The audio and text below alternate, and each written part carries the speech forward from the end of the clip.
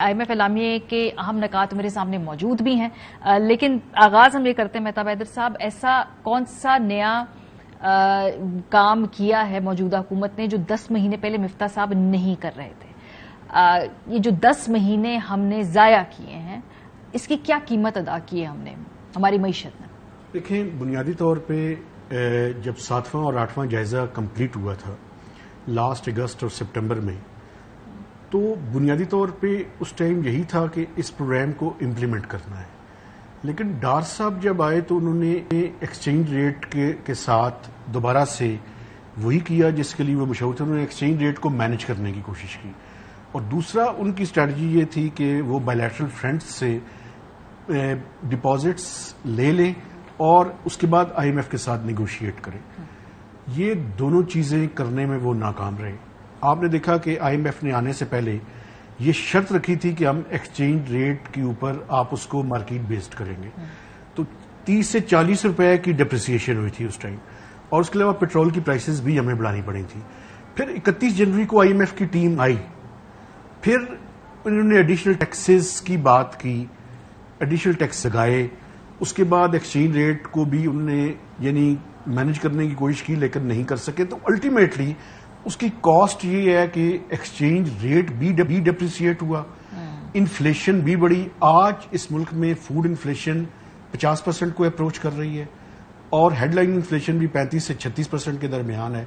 तो inflation it self a tax, ये आम आदमी के ऊपर इसका ज्यादा है। जितना आदमी गरीब है उसके ऊपर, खासकर फूड इन्फ्लेशन, तो उसको बहुत ज्यादा और मिडिल क्लास की तो कमर तोड़ दी आपने, प्रैक्टिकली तोड़ दी। देखिए, मिडिल क्लास इस टाइम हम स्टैगफ्लेशन के ऊपर है। स्टैगफ्लेशन से मुराद क्या है? लो ग्रोथ हायर इन्फ्लेशन। इसका अल्टीमेट जो विक्टिम होते हैं ना जी, वो फिक्स्ड इनकम ग्रुप्स, वो बेसिकली क्या होंगे? बेरोजगारी बढ़ेगी और गुर्बत में इजाफा होगा। और जो मुझे इस सारी से खतरा है कि मिडिल इनकम जो लोग हैं ना, वो कहीं लो इनकम ग्रुप के अंदर जो है वो ना आ जाए। That is the major risk जो है इस टाइम में। तो बुनियादी तौर पे 8 से 9 माह हमने ज़ाया किए, अल्टीमेटली वही शराइत जो है वो हमें तस्लीम करनी पड़ी। और वो जो जियो पॉलिटिक्स का एक नारा था, वो बेसिकली एक हॉक्स था, बेसिकली उसके अंदर रियलिटी नहीं थी। खुरम साहब, अब ये जो IMF का एलामिया देख रही थी, इसके अंदर जो 2 नुकात हैं जो जिन पे मेरी नजर टिकी, एक तो ये कि तवानाई की इस्लाहात यकीनी बनाई जाएंगी और पाकिस्तान के मौजूदा चैलेंज के लिए एक मुस्तहकम पॉलिसी पे अमल किया जाएगा। एक ऐसा मुल्क जहां पे सियासी अदम इस्तेकाम है, आज से नहीं है, हमेशा से है। कभी नेचुरल होता है, ऑर्गेनिक होता है, कभी अदम इस्तेकाम बर्पा कर दिया जाता है। सो ये जो तवानाई के बारे में हमने उनको कमिटमेंट्स दी हैं और मुस्तहकम पॉलिसी के ऊपर हमने कमिटमेंट्स दी हैं, ये आपको लगता है कि ये बहुत बड़ा चैलेंज होगा? ये कैसे इंप्लीमेंट होंगी ये कमिटमेंट्स? जी, थैंक यू वेरी मच। अस्सलाम वालेकुम। देखें, मुझे जो लगता है वो ये कि 2 जो चीज़ें आपने कही हैं ना, कि एनर्जी जो तवानाई से रिलेटेड इस्लाहात हैं, और उसके अलावा बेसिकली एक और चीज़ ये है कि आप जो मैक्रो इकोनॉमिक स्टेबिलिटी है वो अचीव करेंगे थ्रू कंट्रोलिंग इन्फ्लेशन, जिसमें शरह सूद ऊपर रखी जाएगी, नीचे नहीं होगी। और दूसरा, ये जो पेट्रोलियम प्रोडक्ट प्राइसेस हैं, उसमें आज भी देखा है आपने 5 रुपये पेट्रोलियम डेवलपमेंट लेवी में इजाफा हो गया है, और उसमें हुआ ये कि इंटरनेशनल प्राइसेस थोड़ी सी नीचे हुई हैं, तो उसकी वजह से पेट्रोल की प्राइसेस को मुस्तहकम रखा गया है। और उसमें जो भी डिक्रीज था इंटरनेशनल प्राइसेस में, जो पास ऑन करना था, उसको 5 रुपये प्रॉब्ली कन्वर्ट कर दिया गया है इनटू टैक्सेस। तो मुझे लगता है कि ये इस्लाहात मुश्किल होंगी। इस्लाहात शायद अगले 1.5 महीने में ना की जाएं, क्योंकि देखें, प्रॉब्लम ये है कि ट्रांजिशन होने जा रही है, ये हमें समझने की जरूरत है।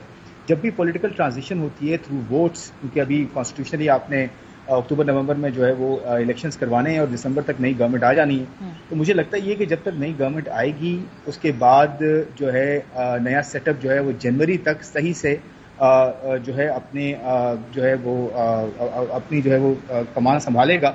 उसके बाद आपको एक बड़ा प्रोग्राम करना पड़ेगा। ये 6 से 9 महीने का जो ये प्रोग्राम मिला है ना आपको, ये बेसिकली एक तरह से इमरजेंसी आपको जो है वो फंडिंग की गई है, और इसमें 3 रिव्यूज हैं। ये हमें सोचने हैं, 3 रिव्यूज हैं। ये ऐसा नहीं होगा कि जुलाई में बोर्ड जो है, मिड जुलाई में अगर IMF का बोर्ड अप्रूव कर देता है तो आपको फौरन से जो है वो सारे पैसे मिल जाएंगे, ऐसा नहीं होगा। आपको अभी भी बहुत बहुत ज्यादा सेंसिटिवली चलना होगा। इंपोर्ट शायद इतनी ज्यादा हम ना कर सकें, और रिजल्ट ये होगा कि महंगाई में इजाफा मुतवक्के है, क्योंकि टैक्सेस हमें कलेक्ट करने होंगे, नंबर 1। सेकेंडली आपको एनर्जी की जो आप बात कर रही है ना, एनर्जी में प्राइसेस बढ़ाया नहीं पड़ेंगी, यानी कि जो बिजली की प्राइसेस है वो बढ़ानी पड़ेंगी। वो बढ़ेंगी। मेरी कुछ पीएमएलएन वालों से बात हुई है, उन्होंने कहा कि जी वो बढ़ेंगी, गोज विदाउट सेइंग, वो तो जाएंगी ऊपर।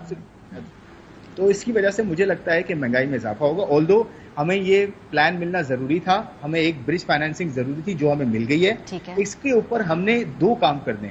एक तो ये कि हमने पॉपुलर डिसीजंस नहीं लेने, इसका ख्याल करे ये गवर्नमेंट। पॉपुलर डिसीजन से मेरी मुराद ये कि पेट्रोल की प्राइसेस नीचे कर देना, कहीं से जो है आपने जो है रुपये को कहीं कंट्रोल कर लेना, कहीं से आपने ऐसे पॉपुलर मेजर्स कर देने इलेक्शन की वजह से कि जिसके से नॉर्मली गवर्नमेंट्स करती हैं, बहुत ज्यादा आपको पता है खर्चे कर देना, तो वो जो है ना हमें बहुत ज्यादा तकलीफ देगा आने वाली गवर्नमेंट को या आने वाले 6 ये तो जो आपने बात की ना, ये तो आपने नब्ज पे हाथ रख दिया ना खुर्रम साहब।